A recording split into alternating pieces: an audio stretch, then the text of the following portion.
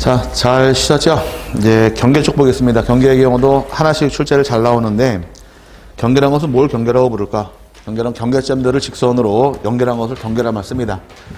경계란 것은 이제 정의가 경계점 간을 직선으로 연결을 하게 되면 경계가 만들어지는 것이 경계 정의인데, 근데 경계점이라는 것은 뭘 경계점이라고 부르느냐?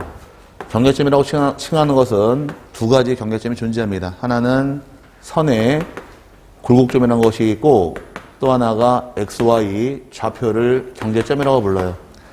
자, 경계점은 종류가 몇 가지가 있더라?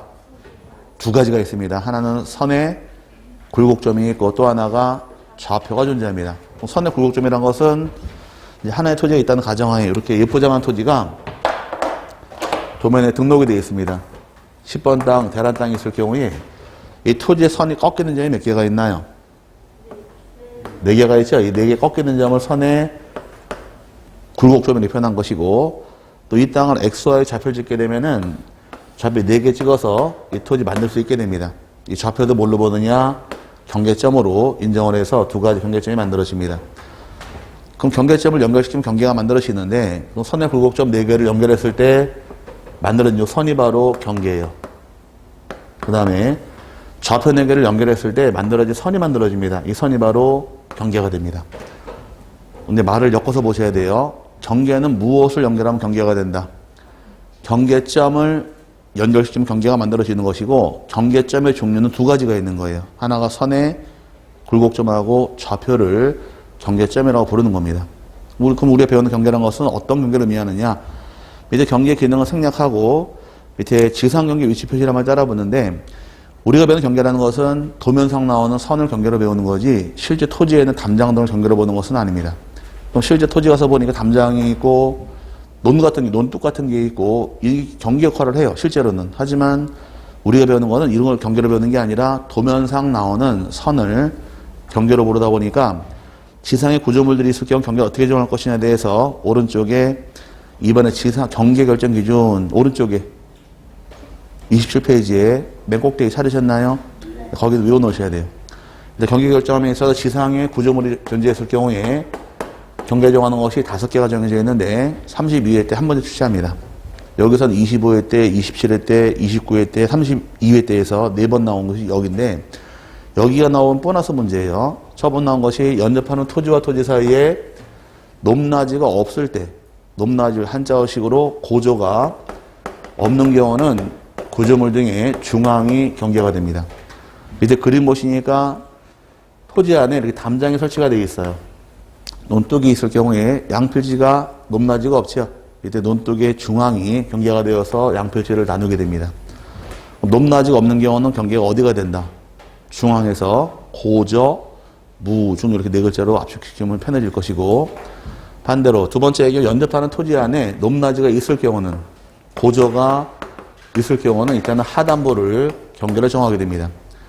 우리 지형이 산악지형이 많다 보니까 윗집이랑 아랫집 이렇게 높낮이 있는 지형이 있어요. 윗집하고 아랫집에 높낮이가 있을 경우에는 상단부가 경계, 하단부가 경계, 하단부가 경계가 되어서 여기를 경계로 해서 양필지를 나누게 됩니다.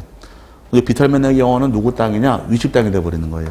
그래서 높낮이가 있는 경우는 하단부다 이렇게 기억하고 넘어가셔야 될 부분이고, 세 번째의 경우는 이제 도로나 국어 등 산을 깎은 지역이 나옵니다. 절토지 또는 우리말로 땅깎기란 말 쓰는데, 절토지 같은 경우는 상단부를 경계로 정하는 것이 기준이에요.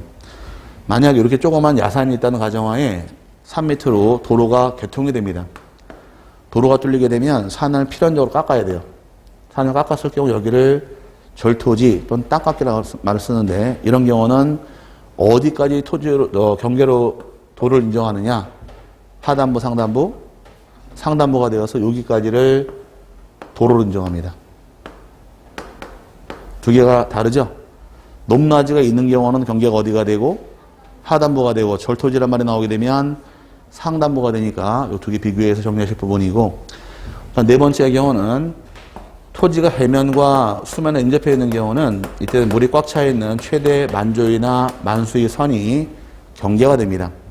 최대 만조위라는 얘기는 밀물시, 물이 꽉 찰 때를 기준으로 해서 토지인지 아닌지를 따져요. 그럼 이제 서해안 쪽 가니까 갯벌의 경우, 물이 쭉 빠져버린 갯벌이 나왔습니다. 이거 토지로 볼 것이냐 문제예요. 갯벌은 토지가 아닙니다. 왜? 물이 꽉 차버려 바다에 잠겨버리니까. 그래서 만주에 보고 따지는 거지 평균 해수면이 아닙니다. 그래서 과거 기출문제에서 해면과 인접한 토지의 경우는 평균 해수면을 기준으로 토지의 경계를 정한다. 틀린 말이에요. 평균 해수면이 아니라 최대 만조이나 만수의 선을 경계로 인정하게 되어 있으므로 네 번째 기준 나와 있고, 다섯 번째 기준의 경우는 이제 공유 수면 매립지 중 제방을 토지에 편입하게 되면 제방의 바깥쪽 어깨 부분까지를 경계로 취급하겠다가 분류 기준인데, 바다가 있다는 가정하에 이 바다를 매립을 위해서는 필히 제방을 쌓아야 돼요. 제방을 딱 쌌을 경우에 이제 어디까지 토지를 볼 것이냐 이 문제가 발생합니다. 이때는 이렇게 그림은 사람 같지 않나요? 그죠? 바깥쪽 어깨라는 얘기는 여기까지를 토지로 인정합니다. 그래서 이 다섯 개 분류 기준에 의해서 시험이 출제한 것은 25회 시험 출제했고 27회 나왔고 29회 나왔고, 그럼 지금 나오는 게 언제 나왔던 거 계속 홀수에 나왔죠. 그러다가 30일에 나오는 게 찬스였었는데 32회 때 기출을 했어요. 그래서 이렇게 출제한 것이 이쪽이 잘 나오니까 기본적으로 여기는 암기가 좀 필요한데 아직 외우지 않으셔도 됩니다. 두 번 들으면 다 알게 되니까. 어디 한번 외치고 가자고요. 높낮이가 없을 때는 경계가 어디가 된다? 중앙. 높낮이가 있는 경우는 하단부, 절토지의 경우는 상단부, 해수면은 물이 꽉 차 있는 최대 만조의, 제방은 바깥쪽 어깨 부분까지를 경계를 정하는 것이 기준이 됩니다. 근데 반드시냐? 그건 또 아니란 얘기예요. 맨 밑에 보니까 그림 밑에 소유권에 따른 경계 결정이라만 나와 있습니다. 구조물의 소유자가 다른 경우에 요 1번, 2번, 3번의 경우는 달리 정할 수 있는 예외가 인정이 돼요. 하나 예를 들어 보자고요. 그럼 높낮이가 없는 게 반드시 중앙일까요? 반드시는 아닙니다. 일반적으로 담장을 쌓을 때 비용은 어떻게 부담을 할까? 담장 설치 비용은 토지 소유자끼리 반반 부담하는 겁니다. 그럼 만약에 5번 토지 소유자하고 6번 토지 소유자가 담을 쌓고 싶어요. 이 경계일 경우는 비용을 반반 내서 담을 딱 걸치게끔 쌓으면 되는 겁니다. 그럼 담장 소유권은 양쪽 토지 소유자의 공유가 되면서 높낮이가 없죠. 가운데 경계로 나누는 겁니다. 근데 문제는 다녀오시면 나중에 중개업 하신다거나 주변에 들을 때 5번 토지 소유자가 담장 쌓자 주장하니까 6번 토지 소유자가 나는 돈이 없어. 담장 설치할 비용이 없으니까 담장 쌓고 싶은 경우는 네 돈 내고 네 땅에 네가 쌓으래요. 난 내 땅 넘어오지 말고 네 땅에 담을 네가 쌓으래요. 그럼 5번 토지 소유자 입장에서 별로 기분이 안 좋겠네요. 자기 돈 내고 자기가 자기 땅에 담장을 쌓습니다. 이렇게 넘어가지 않게끔. 이것도 가운데가 돼야 될까요? 아니잖아요. 이건 내 땅 단독 소유가 되면서 지금은 여기로 바뀌어버리니까 높낮이가 없다고 반드시 가운데는 아니란 얘기예요. 그리고 소유권 다 달리 정할 수가 있는 것이고, 높낮이가 없을 때는 어디가 된다? 있을 경우는 하단부죠. 근데 지금 하단부를 쓰나요? 옹벽을 쳐버리나요? 옛날에는 이렇게 비탈지면에다 축대 싸고 살았지만 지금 옹벽을 쳐버리고 이만큼 땅을 더 사용하니까 반드시 이 기준에 가는 건 아니란 얘기입니다. 바뀔 수 있는 것이 맨 끝의 뜻인데 여기 심해 내질 않으니까 5개만 잘 파악해서 세분하시면 됩니다. 그 다음에 넘어가시게 되면 나오는 것이 이제 다음의 경우에는 지상 경계점에 경계점 표시 설치하고 분할하는 경우, 측량하는 경우는 안 보셔도 되고요. 나오질 않으니까 4번에 이제 중간에 분할에 따른 지상 경계 결정, 거기는 별표 넣으시기 바랍니다. 4번에. 3번은 내질 않아요. 4번의 경우는 분할하고자 할 당시에 토지상에 이렇게 토지가 있다는 가정하에 여기 잠깐 보시고 이제 건물이 자리 잡고 있습니다. 이렇게 건물이 자리 잡고 있을 경우에 이 토지를 분할하고자 할 때 건물을 걸리게 이렇게 분할할 수 있느냐 물어보는 거예요. 건물을 걸리게 분할할 수는 없게 되어 있습니다. 왜냐? 건물을 지을 때는 경계로부터 50cm를 물러나야 돼요. 그래서 다녀보시면 건물과 건물 위벽 간의 간격이 한 1m가 떨어집니다. 그거는 경계로부터 50cm 물러났기 때문에 그래요. 그 공간이 어떤 공간이냐? 남자분들 밤에 술 먹고 가다가 급하면 잠깐 들어가서 나오는데. 거기 막 가위 그려 있잖아. 오줌 싸지 말라고. 막아놓고 막 그런 공간이 만들어지는데, 어쨌든 건물을 지을 당시에는 경계로부터 뛰어야 됩니다. 그래서 분할할 때도 이렇게 분할은 원칙은 허용하지 않아요. 근데 예외적으로 건물에 걸리게 분할할 수 있는 예외 규정이 두 가지 예외가 있다 보니까 24회 때 기출하고 들어옵니다. 다음 중 건물을 걸리게 분할할 수 있는 예외가 아닌 것은 해서 출제한 적이 있습니다. 처음 나온 것이 뭐가 나왔나요? 도시개발 사업시행자가 사업시행자 경계 결정할 때, 도시개발 사업시행자가 사업시행자에 대해서 경계를 결정할 당시에는 건물의 권력이 분할할 수 있다가 첫 번째 예외 규정이고, 두 번째 나온 것은 이제 공공사업을 시행하면서 분할하는 경우인데, 공공사업을 통해서 분할하는 경우로서 지목이 총 몇 개가 나와 있나요? 8개 지목 아닌가요? 순서 틀리겠지만 도로, 하천, 제방, 국어, 유지, 수도용지, 학교용지, 철도용지에서 공공사업이 우선이니까 분할시 건물 걸려도 무방하도록 예외로 인정해 줍니다. 그 다음에 세 번째 나와 있는 것은 끝부분에 끝에 버리 도시군 관리계획서 내에서 분할하는 경우도 가능하도록 예외가 만들어지고, 마지막 네 번째 경우 법원으로부터 확정 판결을 받은 경우에 가능하도록 예외가 인정이 되어서 이 네 가지만큼만은 건물의 권력에 분할할 수 있도록 인정을 해줍니다. 그래서 24회 때 출제한 적이 있으니까 이건 참고하실 부분인데, 지금은 잘 내진 않아요. 지문상 하나씩 끌고 들어오니까 원칙은 건물의 권력에 분할할 수는 없는 게 원칙인데, 예외는 몇 가지 예외가 있더라. 네 가지는 가능하니까 참고하시고, 밑에 행정구역 경계랑 토지등 경계는 따로 보지 않으셔도 됩니다. 오른쪽 볼게요. 오른쪽 넘어가서 지상 경계점 등록부에도 회차가 많이 나와 있죠. 거기도 참 잘 내는 곳인데, 토지등을 통해서 경계를 새로 정하게 되면 지적소관청에서 지상 경계점 등록부를 작성을 합니다. 언제 만들고 무엇이 나올 것이냐, 이게 문제인데, 지적소관청 입장에서 만드는 경우는 토지 이동을 통해서 분할합병 등을 통해서 경계를 새로 정하게 되면 만드는 장부가 지상 경계점 등록부를 작성하게 됩니다. 작성하게 되는데 등록갈상이 몇 가지가 나오느냐 해서 여기를 시험에 계속 내고 들어왔어요. 그동안 나왔던 것이 26회, 28회, 29회, 30회에서 계속 나오다가 30일에 한번 쉬었다가 32회 때 절로 들어가 버렸습니다. 이제 등록갈상은 몇 가지가 나와 있나요? 박스 안에. 박스가 아니라 번호가 6개 나와 있죠. 이제 소재를 붙여놨기 때문에 그래요. 띄게 되면 첫 번째가 소재가 있고, 두 번째는 집원 띄고, 그 다음에 세 번째는 경계점 좌표가 등록이 됩니다. 그래서 좌표라는 것은 모든 토지의 좌표가 다 있나요? 개발된 지역만 좌표가 있나요? 개발된 지역만 좌표가 있다 보니까 경계점 좌표 등록부 작성 지역에서만 좌표 등록하게 되어 있고, 경계점 위치에 설명도가 나올 것이고, 그 다음에 경계점의 이해를 위해서 사진 파일이 등록이 됩니다.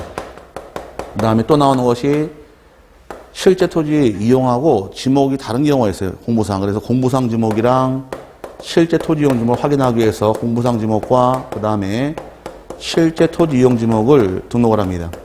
이용 지목 등록하게 되어 있고, 마지막 7번째의 경우는 경계점 표지에 종류하고 경계점의 위치까지 등록사항이 만들어지면서 여기를 냈던 것은 26회 출제가 28회, 29회, 30회에서 이렇게 끌고 들어왔습니다. 경계는 한 문제가 나오는데 여기 잠깐 보세요. 요건 언제 나왔나요? 25회, 26회, 27회, 28회, 같이 29회, 그 다음에 얘가 30회, 30일에는 뭐가 나올까 이제? 안 나왔어요. 한 번 쉬었으니 32회 때 이게 나왔던 거예요. 그럼 33회는 뭐가 나올까? 그건 나도 모르겠어요. 제가 모르니까 경계는 요 세 군데서 한 문제가 나와요.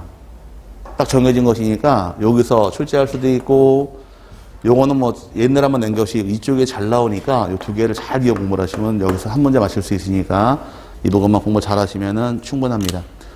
자, 지적소관청 입장에서 경계를 새로 정하더라. 만드는 장부를 무엇이라고 부를까? 지상 경계점 등록부 이렇게 잡고 넘어가시고, 등록할 사항이 번호도 6개가 나와 있지만 이제 프로에 지금 7개가 돼버리니까 등록 사항까지 파악하고 넘어가시면 됩니다. 여기까지가 경계인데, 경계는 양이 그나마 좀 적으니까 공부하기 편할 겁니다. 넘어가서 이제 1장, 2장 넘어가니까 지금 떠들은 내용들이 33페이지에 쭉 나와요. 토지의 등록을 누가 하느냐? 최초 등록은 국토교통부 장관에 등록하더라. 그 다음에 토지동이 발생하더라. 이때는 소유자가 지적 33페이지. 지금까지 배운 내용을 압축해 넣어 33페이지 정리가 되어 있습니다. 다르졌어요? 그럼 토지는 최초 등록권자가 누가 등록하는 것이고, 국토부 장관이 등록하더라. 토지 등이 발생했을 때에는 토지 소유자가 지적소관청에 신청하게 되어 있고 신청이 없을 경우는 직권 정리할 수가 있더라. 이들 수립하는 계획을 무엇이라 부르더라? 토지이동 현황조사 계획이란 말 쓰더라. 떠올라야 돼요. 그 다음에 지번은 누가 부여하느냐? 지적소관청에서 북서에서 남동으로 부여하게 되어 있는데 아랍의 숫자로 표기하되 임야대장과 임야도의 경우 지번 앞에 산자가 붙는다. 들어본 기억나세요? 그 다음에 신규 등록합니다. 등록전환시에 지번 어떻게 부여할까? 원칙은 인접한 토지 본번에 부번을 부여하는 것을 원칙으로 한다. 그 다음에 분할할 경우는 지번 어떻게 부여할까요? 하나의 필지는 분할되기 전 지번 그대로 주고 나머지 필지는 본번의 최종 부번 다음 순번으로 부번을 부여해서 10의 1, 10의 2, 10의 3 이런 식으로 부번 잡고 주는 것을 원칙으로 했고 합병할 지번은 가장 빠른 선순위 지번이 됐으며 개발사업 시행지역은 깨끗하게 부여하기 위해서 종전지번 중에서 본번만 쓰는 것이 원칙이라고 지번 쭉 정리했습니다. 들어본 기억은 나세요? 그 다음 지목은 총 몇 가지 지목이 있더라? 28개 지목에 대해서 전답, 과수원 등에 대해서 분리할 시대 지목 결정할 때 원칙은 일필, 일목이 원칙, 주지목, 추정이 원칙, 영속성이 원칙을 통해 지목을 정하되 28개 지목으로 분류하는 것은 이제 하나씩 세 번에 넘어갈 부분이고 면적이 나왔습니다. 면적이란 것은 수평면적 넓이를 면적이라고 배웠는데 면적은 어디에 나오더라? 토지대장이랑 임야대장만 나오게 되어 있고 면적은 1000단위, 100단위 나눠서 1000단위는 얼마까지 결정하시되 1의 자리까지 100단위가 0.1까지 가더라. 그 면적은 헷갈리면 안 됩니다. 1000단위가 1의 자리, 100단위가 0.1로 가는 것이 단위 면적으로 설명을 드렸어요. 그 다음에 경계가 나옵니다. 경계라는 것은 경계점간을 연결시킨 경계인데 지상 경계 결정하는 것이 몇 가지가 있고 5가지. 높낮이가 없는 경우는 중앙, 있는 경우는 하단부, 절토지는 상단부, 해수면은 만조위, 제방은 바깥쪽 어깨 부분이 있었고 토지 이동을 통해 경계를 새로 정하더라. 만드는 장부를 무엇이라고 부를까? 여기 토지 이동을 통해 경계를 새로 정하더라. 만드는 장부를 지상경계점 등록부라 하더라. 들어본 경우 나세요? 등록할 사항이 몇 가지가 있느냐? 요 쭉 정리해서 지금 배우신 내용들을 압축해 쭉 정리해 놓은 것이니까 떠올리면 자꾸 읽어보셔야 돼요. 처음 들을 때는 뭐 별로 어렵지 않게 이해가 될 것 같은데 돌아서면 다음에 가서 물어보기에 다 까먹었어요. 남는 게 없으니까 자꾸 반복해서 많이 보는 게 결국은 이깁니다. 넘어가서 이제 하나, 두 개 넘어가시면 페이지가 41페이지에 지적 공부가 나옵니다.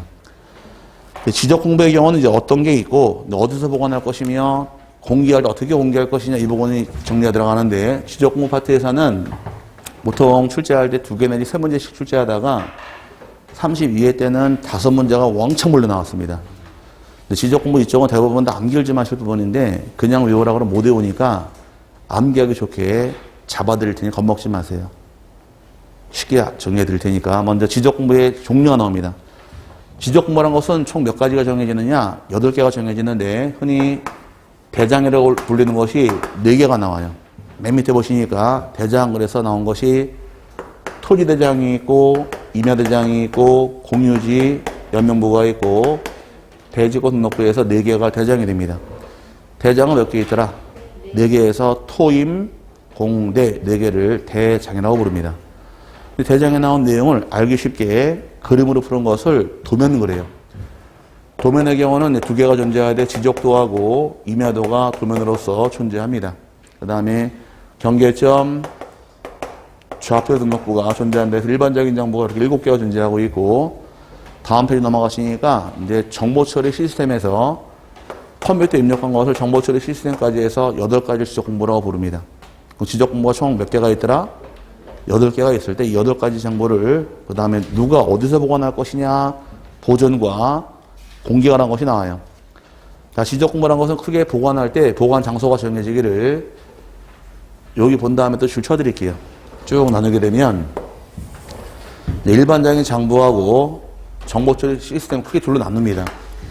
일반적인 장부란 것은 보관 장소가 지적 소관청이 보관하게 되어 있어요. 누가 보관한다고요? 지적 소관청에서 보관하되 장소는 지적 소관한 곳을 설치하고 이곳에서 보관을 합니다. 지적 고백하는 문서를 보관하는 창고가 지적 소고가 설치가 되고 기관은 영구히 보관하며 그다음에 반출을 허용하지 않는 게 원칙이에요. 그래서 교재에서 이제 여러분 교재에서 지적 공부 나와 있죠? 어디서 보관하실 것?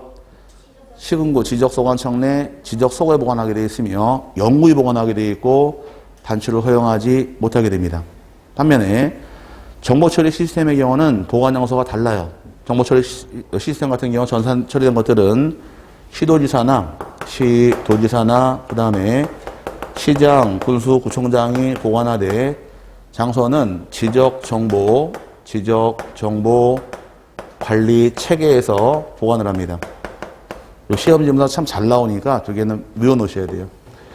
일반적인 장부를 보관하는 것은 어디서 보관하시고 지적 소고에서 보관하게 돼 있고 전사는 지적정보 관리 체계에서 보관을 합니다. 근데 일반적인 장부라는 것은 문서화로 되어 있다 보니까 잃어버린다거나 멸실될 염려가 거의 없어요.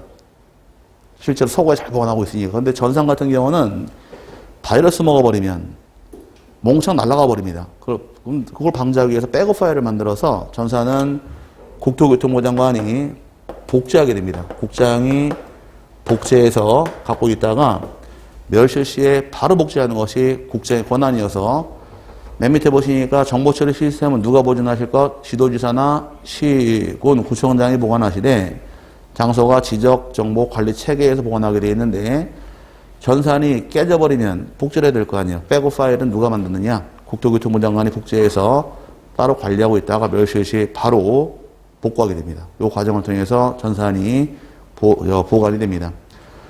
오른쪽에 지적소고 설치 기준 나와 있는 것은 따로 보실 필요가 없어요. 과거에 한번 출제한 적이 있는데 지금은 잘 내지 않으니까 가볍게 한번 읽어보고 넘어가시고 내려와서 지적공부의 보관 방법입니다.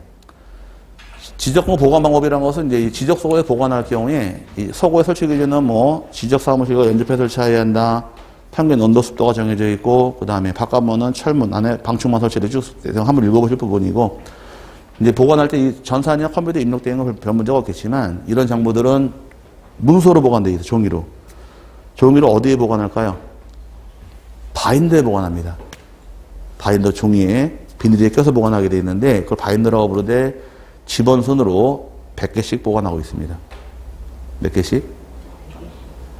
100개씩 보관을 한 책이 100장이 들어가 있어요. 그래서 대장 100개씩 보관하고 있는 것이 보관 순번이 되어서 100개씩 바인더에 넣어서 보관한다까지 참고하시되 올해 기출 문제의 경우는 200개씩 보관한다고 나온 게 있어서 그 지문도 나왔으니까 100개씩 보관합니다. 집원순으로. 그거 하나만 체크하고 넘어가시면 되고 넘어갈게요. 넘어가서 이제 반출 금지란 말이 나옵니다. 반출 금지란 것은 이제 둘 다 어디서 보관하셔라. 여기 보시고 이제 일반적인 장부란 것은 지적소고에 보관하고 있고 원칙은 반출을 허용하지 않는 게 원칙이에요. 근데 예외적으로 일반적인 장부의 경우는 단 반출할 수 있도록 허용을 해줍니다. 반출하는 경우는 첫 번째 이유가 천재지변 등 이와 유사한 재난 피하기 위해서 필요한 게 반출할 수 있도록 허용을 해주고 누구 승인 받아야 합니까? 여기 30일의 기출문제예요. 승인권자는 시도지사나 또는 대도시 시장의 승인을 받게 된 반출이 가능하도록 인정이 들어옵니다. 근데 30일의 기출문제에서 지적공업 반출 시에는 국토교통부 장관의 승인을 받아야 한다. 틀린 말이에요. 승인권자는 시도지사하고 대도시 시장 승인 받고 반출하는 거지 국장 승인 받는 것이 아닙니다. 근데 이건 반출할 수 있는데 전사는 반출 규정이 아예 없어요. 전사는 반출이 아예 안 됩니다. 그러면 하나씩 특징이 있는 게 나오는 거예요. 일반적인 장부란 것은 반출이 가능한 경우 예외 규정이 존재했나요? 네, 일반적인 장부는 반출하는 예외 규정이 두 가지 존재 사유가 있었고 전사는 반출이 안 돼요. 근데 전산 같은 경우는 바이러스 먹어버리면 통째로 파일이 깨져버리니까 복제 규정이 남아있어요. 여기 서로 차이점이에요. 그래서 일반적인 장부는 반출할 수 있다 없다 원칙은 반출할 수 없지만 예외 규정이 두 가지가 있는 것이고 전사는 반출이 아예 금지가 되어 있는데 복제 규정이 있습니다. 복제는 누가 복제하느냐? 국토교통부 장관이 복제하게 되어 있으니까 이런 차이점들을 찾아 나가시는 거예요. 이 똑같은 거 이런 것도 답이 절대 안 돼요. 안 되고 이것만의 특징이 있으니까 그 특징적인 부분을 답을 내게 되어 있으니까 이런 것들이 각 장부의 특징이 되는 겁니다. 그럼 일반적인 장부란 것은 예외로 반출하는 예외 규정 몇 가지가 있고 두 가지가 있고 전사는 애초에 반출이 안 되되 복제할 수 있는 규정이 존재하고 있으니까 그 두 가지 차이점을 분석하시면 됩니다. 그 다음에 마지막 지적공백 공개예요. 공개의 경우도 일반적인 장부는 어디 가서 공개 신청하느냐, 등본교본에 열람 신청할 때 쭉 이어지는 거예요, 계속. 그럼 이제 요 일반적인 장부들 누가 보관하고 있나요? 지적소관청이죠. 지적소관청 가서 등본교본이나 열람 신청할 수 있도록 허용을 합니다. 근데 정보처리 시스템, 전산 처리되어 있는 것들은 전국 어디나 가능하니까 지적소관청도 가능하고, 그 다음에 이때 읍면 농장도 가능하도록 한 번 나와요. 그럼 등본교본이나 열람할 때는 일반적으로 누구한테 신청하셔라? 지적소관청이 원칙입니다. 그래서 여러분 교재에서 지적공부를 열람하거나 등본을 발급받으려는 자는 어디에 신청하셔라? 지적소관청에 신청하는 것이 원칙이라는 얘기예요. 하지만 정보처리 시스템의 경우는 지적소관청도 가능하고 읍면 동장까지 가능하니까 이때 읍면 동장 한 번 나옵니다. 자꾸 책에서 분리된 것이 이 두 개를 분리해서 계속 나오는 거예요. 쭉 여기까지 끌고 온 겁니다. 일반적인 장부란 것은 이제 정리하자고요. 총 몇 가지가 있더라? 7가지는 어디서 보관하는 것이고, 지적소관청, 지적소고에서 보관하는 것이며, 영무히 보관하고 반출할 수 없는 게 원칙이되 예외로 반출이 가능한 경우가 2가지가 있고, 등본이 필요하더라 지적소관청 가서 신청하면 되는 것이다. 단 전산 같은 경우는 시도지사와 시군 구청장이 보관하시되 장소가 지적정보관리 체계이고 영구히 보관하되 반출은 아예 금지가 되어 있는 반면에 복제할 수가 있더라. 이해 갔어요? 이런 차이가 만들어져서 제가 책에 나온 내용을 분리해드린 것뿐 이렇게 나누는 것이 2가지 줄이 만들어진 겁니다.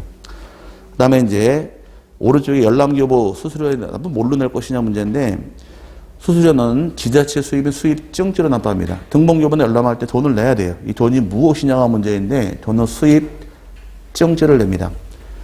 우표처럼 생긴 딱지가 있어요. 2개가 있는데 수입인지가 있고 수입증지가 나옵니다. 들어보신 적 있어요? 수입인지증지?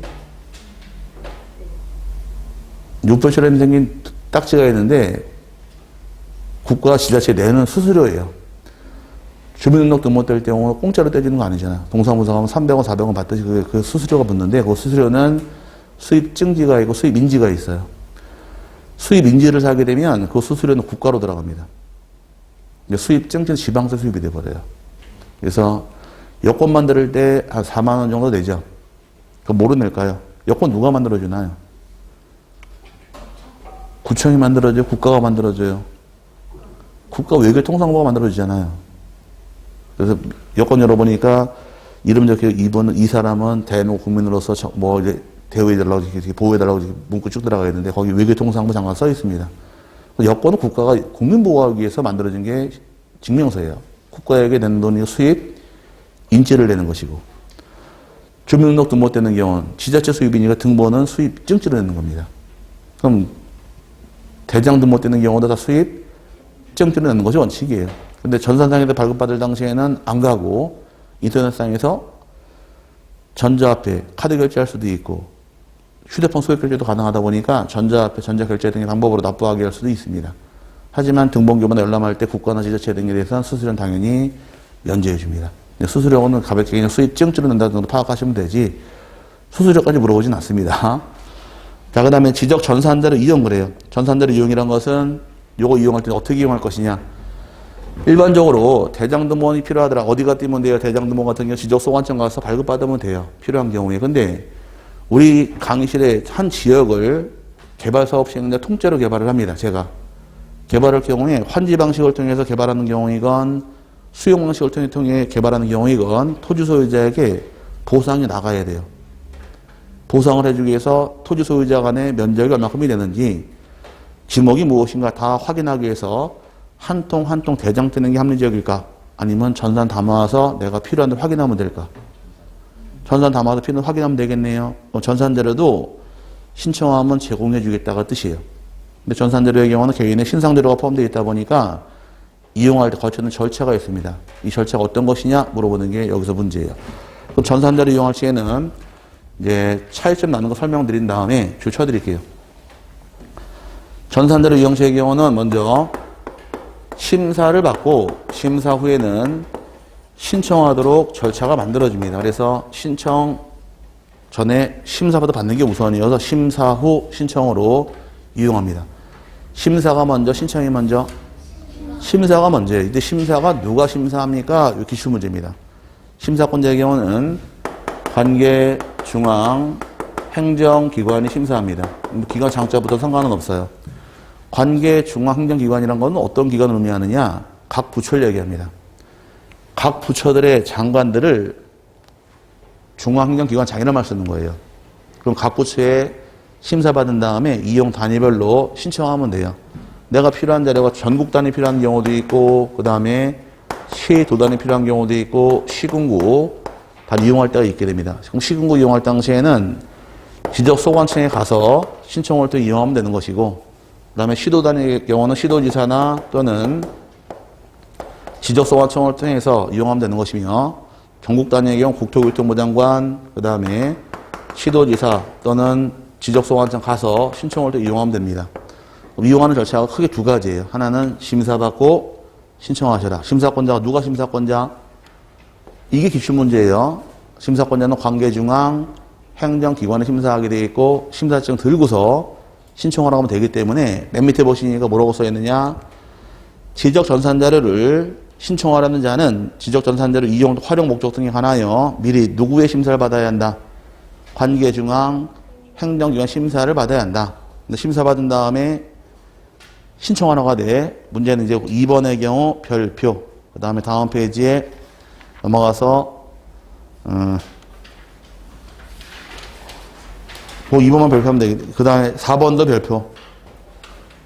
아니 4번이 아니라 여기 따로 2번에 다 나와 있네요.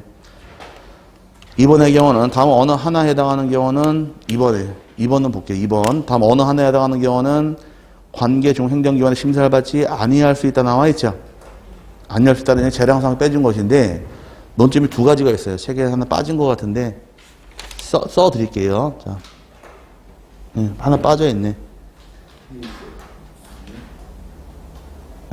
하나가 빠져 있어요. 자, 심사 후 여기 보세요. 이제 본 다음에 줄 쳐드릴 테니까 심사 후 신청하게 되는데 심사를 아예 면제해 주는 게 한 차례가 있습니다. 면제받는 경우 심사받을 필요 없는 경우가 있고 지금 나온 거 2번의 경우 심사받지 아니 할 수 있다 나와 있죠. 그럼 심사받지 아니할 때 면제해 줄 수 있는 재량사항이 나눠지는 거예요. 그럼 심사 면제라는 것은 이제 아예 안 받는 것은 심사권자가 누구인가요? 관계 중앙행정기관이죠. 그럼 관계 중앙행정기관장하고 소속되어 있는 기관장의 경우 심사를 면제해줘요. 그 다음에 해당 지자체가 신청하는 경우에도 심사는 면제받습니다. 그럼 두 명 심사받지 아니한다요. 빼주는 반면에 다음은 심사받지 아니할 수 있다 해서 밑에 3명 따라붙은 게 있을 거예요. 그걸 여러분 교재에서 1번의 경우 중앙행정 같이 합쳐버렸습니다. 여기 나눠야 되는데 1번 중앙행정기관장, 소속기관장 또는 지자체가 신청하는 경우 나와 있죠. 그 1번은 일로 가는 거예요. 이건 무조건 면제예요.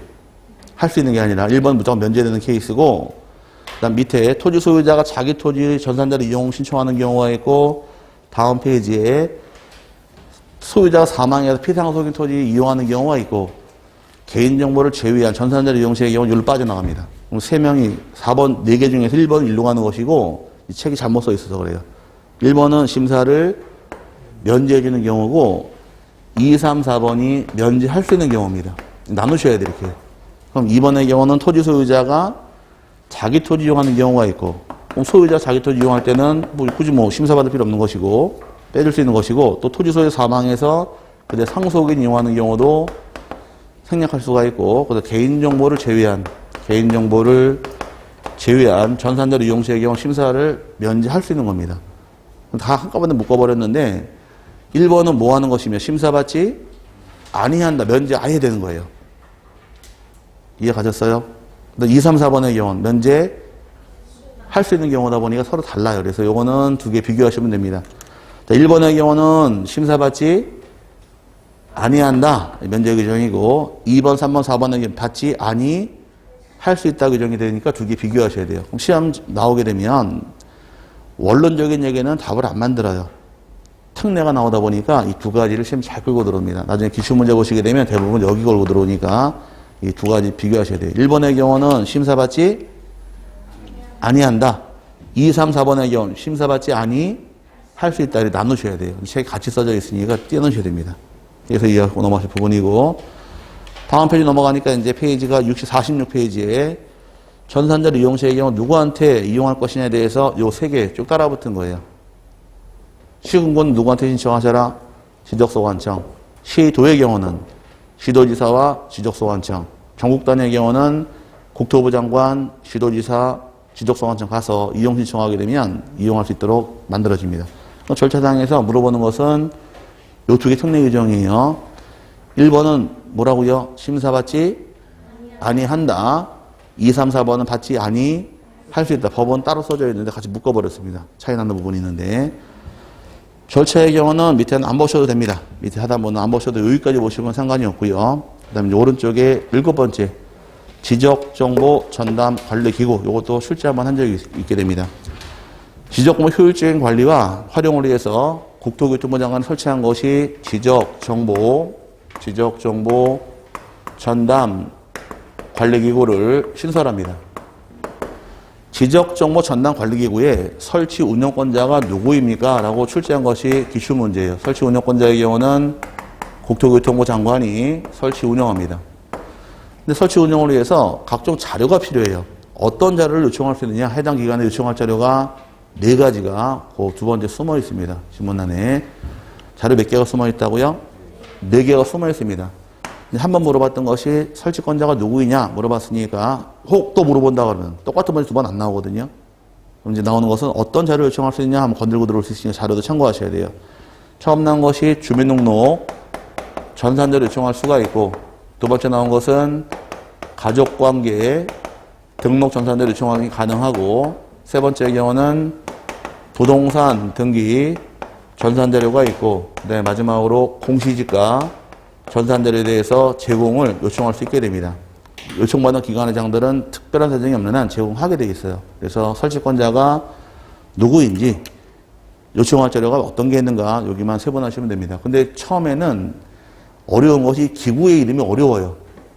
나중에 시험 보러 갈 때까지 국장이 토지의 지적공부의 효율적인 관리와 활용을 위해서 설치한 기구를 무엇이라 부릅니까? 그러면 이 말이 안 나오더라고. 지적정보 전담 관리기구 이 말이 안 나오니까 지금 처음에는 그냥 줄만 열심히 치시고 용어만 빨리 귀에 익혀 놓으시면 돼요.